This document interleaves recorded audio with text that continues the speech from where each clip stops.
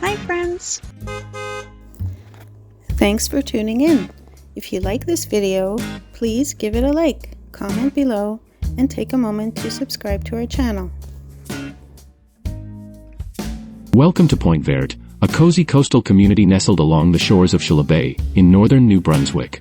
Now part of the town of Belle Bay since 2023, Pointe-Verte has a rich Acadian heritage and a deep connection to the sea. The name Pointe-Verte means green point in French, and the area was known by its English translation until 1938.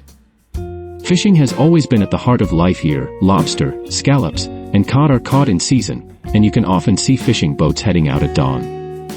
One of the local gems is Park Atlas, a beautiful park built around a former limestone quarry that filled with water to become a clear lake. In the summer, people enjoy paddle boating, fishing, and hiking. In winter, the park is popular for snowshoeing and cross-country skiing. As you drive through Pointe-Verte, you'll notice the peaceful atmosphere, the natural beauty of the coastline, and the strong sense of community. It's a place where the sea shapes daily life and where history and nature come together in a special way.